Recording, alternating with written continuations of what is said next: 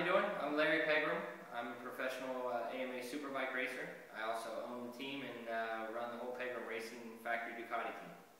History. I've been racing motorcycles since I was 5 years old.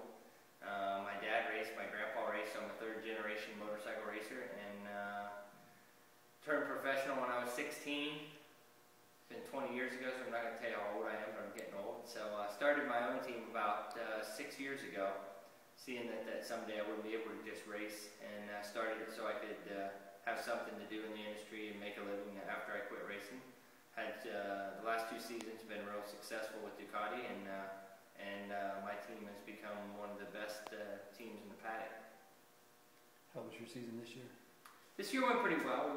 We only won 1 race, but we finished 4th in the points. We won 3 races last year, finished 4th as well. So for a privately owned team like mine, especially a rider-owned team, which basically I'm the only one that owns the team and runs the business. And my phone's ringing now because that's all it does when I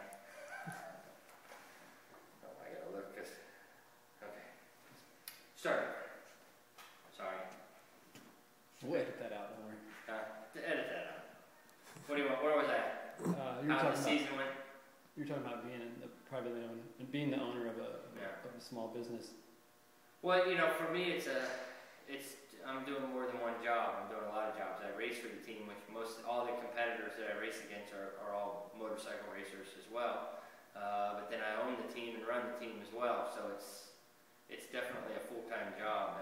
I have several employees that work for me that are basically independent contractors that live in different parts of the country that come in for race weekends, and then I have a couple of full-time employees here at the shop that work for me. So it's quite a lot of work for me to track everything and keep everything in one pile, basically, with racing and running the whole team and taking care of all the employees.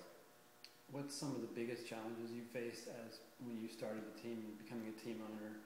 Well, for me, it's like I said, being the team owner is you got to go out and you got to find sponsorship, and you got to get people to give you enough money to go run a team.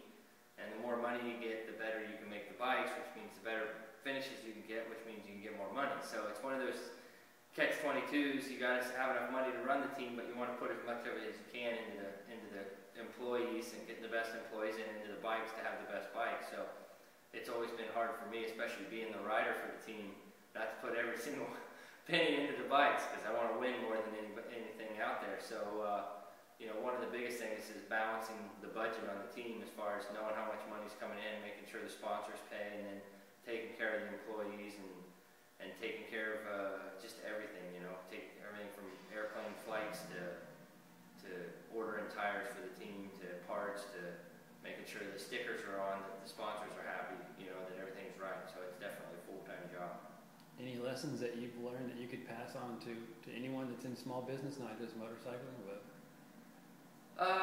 You know, just try to stay organized with everything. Try to keep everything, because it'll get away from you in a hurry. If you're not organized with all your expenses and all your people and have everybody on the same page, it's going to get away from you. You're going to look back a month later or at the end of the year, and you're going to go, oh my God, what am I going to do now? So that would be the biggest thing, is just get organized before you get started.